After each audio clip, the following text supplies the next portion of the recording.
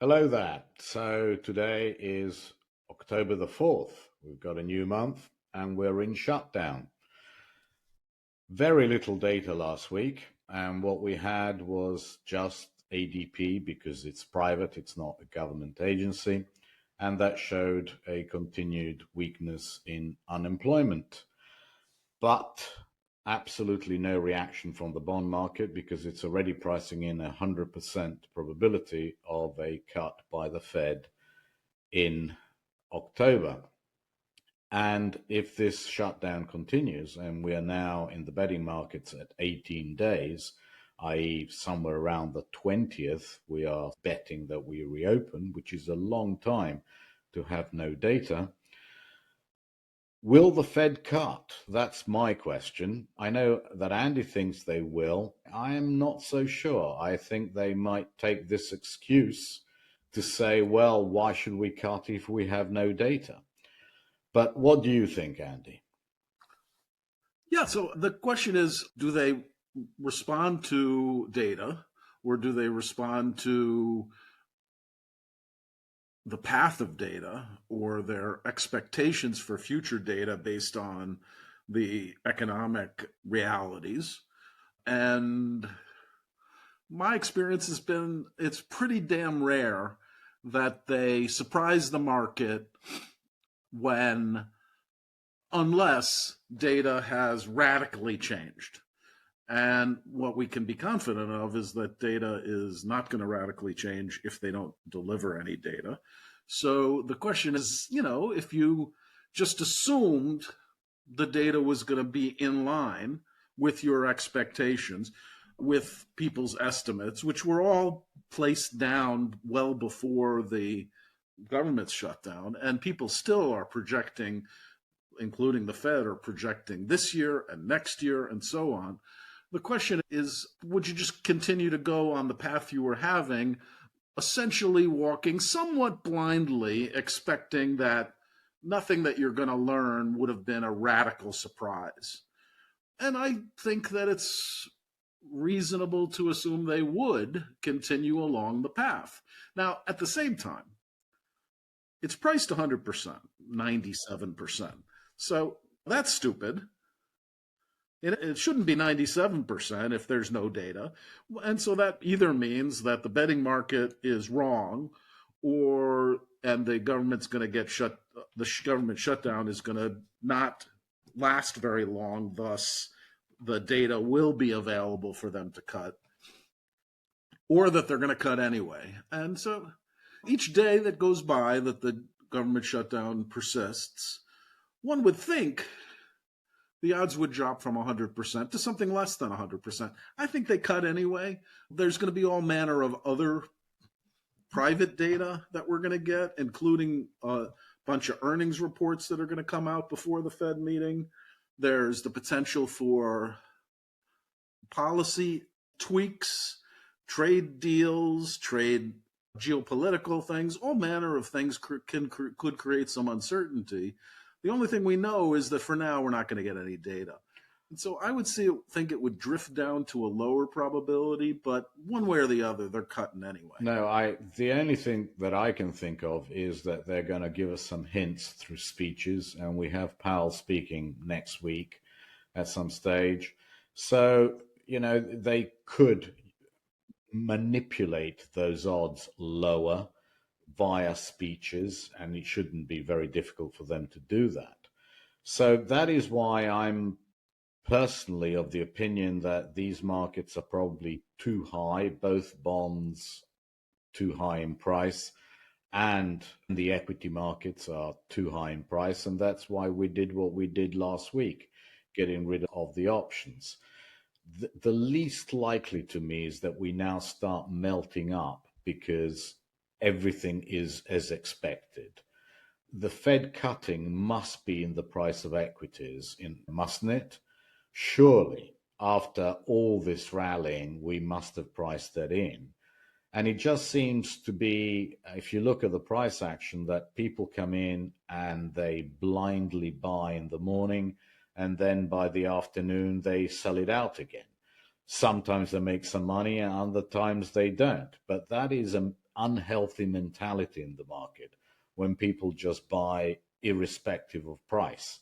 What's your take here, Andy? Because mine is that at some stage, these people are going to have big losses. So when I look at markets today, I see broadly as fragile a combination of markets and, like, in terms of pricing, leverage, investor positioning, all of those things, that looks fragile and requires. So when I look at markets, I think of all the paths that would be necessary to support asset prices. And generally, when I expect growth to be falling, that half of the path, because growth is either going to beat or be less than expectations, when I see it leaning toward less than expectations, I favor bonds and I prefer against stocks. When I see inflation doing what it does, when it's high, I favor gold, and when it's high, I favor short bonds. So you take all these paths and all these assets in a multidimensional way, and you project all the possible paths and what that means for asset prices. And I look at there's 10,000 paths or something like that.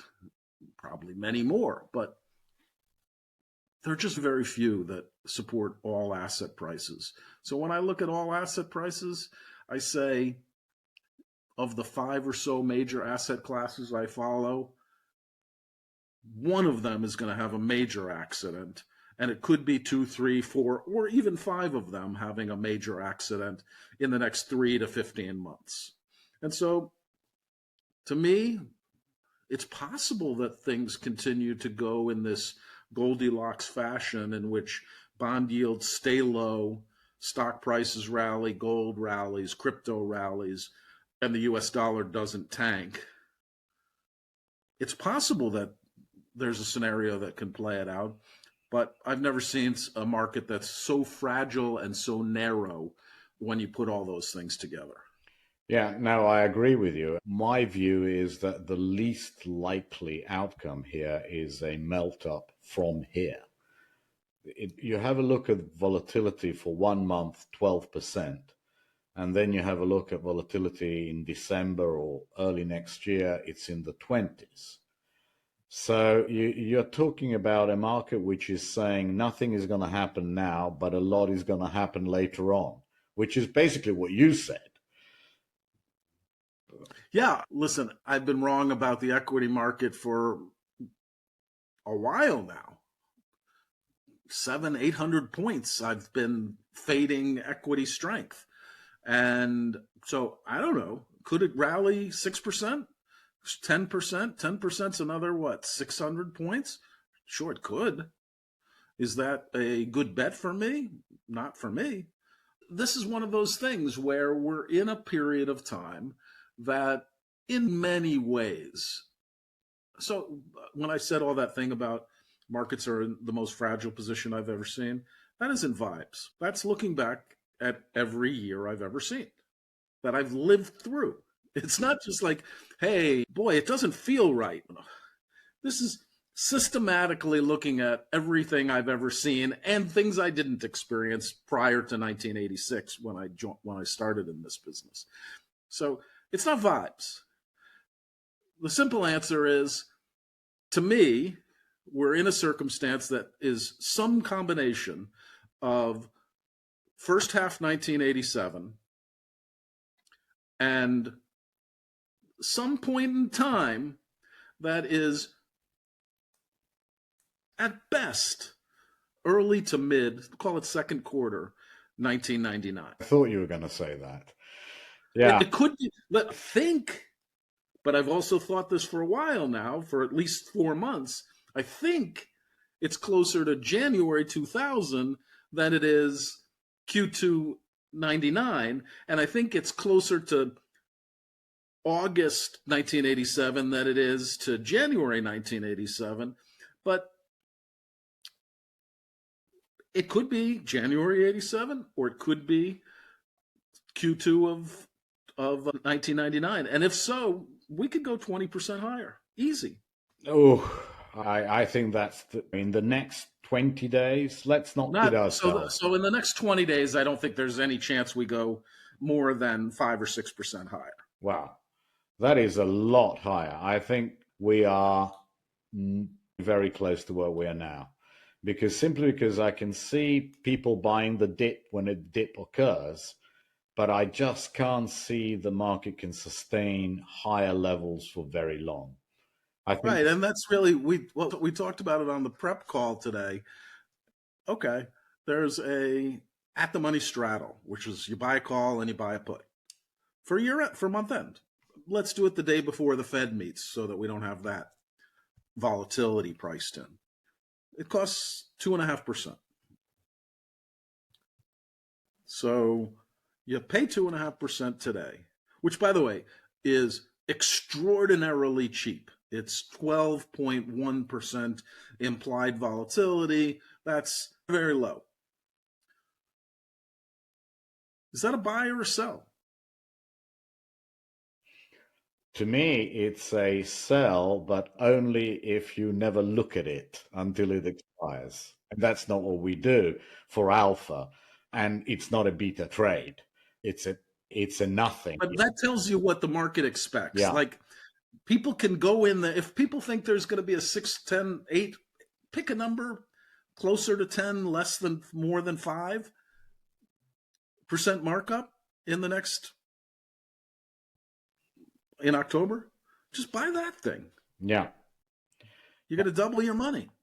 Absolutely. I just think that those odds are incredibly low, and therefore I'm actually agreeing with the market pricing. I'm not saying anything that the market is not already saying. I know that is a problem, but I just happen to agree with the market that the upside here is very limited. But I recognize that until the Fed comes out and says something different or does something different, all these dips are going to get bought. And simply because the mentality isn't going to change. And it's whether you call it an inflation trade or a debasement trade or whatever you like to call it, people constantly feel underweight equities, whatever the price. And that's not going to go away, and certainly won't go away if we have a 2 or 3% dip, because they'll all be there buying it. I think this brings me to my 1987 analog. I was on the Brady Commission. I studied exactly what happened during the 1987 crash. You read the report, it rings true for what happened then and is consistent with what happened since. Economics are relatively straightforward, similar in terms of global imbalances, trade deficits, debt to GDP, all these things, and arguably much worse today than it was then. But you had this phenomenon, and it's a phenomenon that is very similar to today, where major holders of risk could count on being able to get out of the market instantaneously in size. And why do they count on it then? Well, there was this thing called portfolio insurance. If a major portfolio manager wants to get out of equities rapidly, they can do that by buying zero DTE puts. And the market is happy to provide zero DTE puts. Why? Because they always work. You sell them, they always work. And so for a while, they've only been around for now 3 years. It feels like forever, but S&P zero DTE puts only became every single day 3 years ago. There's been no pain in that space. Every investor can sell those things and basically mint money because there's really been no pain for them. So how does pain happen? And what Nick is trying to say in terms of risk tolerance is these guys have got to get bankrupt. And for them to get bankrupt, it requires multiple days of 2 to 3% declines. Without them, they're making money. They sell, the market opens down 1% on a dip day. They sell a put down 1% from there. And unless the market goes down 2%, they make money. They have to get bankrupt. And for them to get bankrupt, it means multiple days of 2 to 3% declines. Then, and this happened in multiple circumstances in the last 3 years, then you can have a 10% decline, but not until then. But not in this macro environment, probably. The macro needs to change. To me, it's random. It happened in the most recent case that wasn't policy driven in July of 2024, where tech stocks just got overdone. They started selling off. Japan had some news. The market continued to sell off through July, and then boom, down 10%, 25%, I think it was in Japan in a very short order. That was an example of how the thing unwinds. But most of the time, that's not going to happen. Most of the time, the dip is going to get bought and it's going to get protected by these things. Usually you want to point to a data point, but it can just happen. Yeah. So what about next week? What we've got bond auctions, 3s, 10s, and 30s. I think the market will take that as an excuse to take them lower and absorb the supply, but then probably rally. Now, as far as data is concerned, we're not going to get anything at all unless the shutdown ends. The only value add is that if the shutdown ends next Friday, we will have the NFP, and otherwise absolutely no data, which to me means quiet markets. And unfortunately, quiet markets tend to mean non-volatile markets, and when volatility goes down, everything is supported. That is just the environment we're in. My only high conviction is that we are not going to go a million miles to the upside, and I think that bond yields next week are going to suffer before they recover. That's really all I can say about next week. Anything you want to add, Andy? No, that pretty much covers it. It's going to be quiet. It's not going to be, people are going to be looking for any form of alternative data, and they're going to be extrapolating that to be extremely meaningful. I'd urge you to recognize that the Fed could just act without the data and will likely have the data by the time they meet, and to probably ignore most of the people making more out of data that they never really even considered before the public data stopped coming. So just, they're now waiting something they didn't wait before. Just be cautious about following that sort of alternative data. Great. Andy, thank you very much indeed. I'll talk about my expectations for next week in my segment now, and I'll speak to you next week. Thanks, Nick. See ya.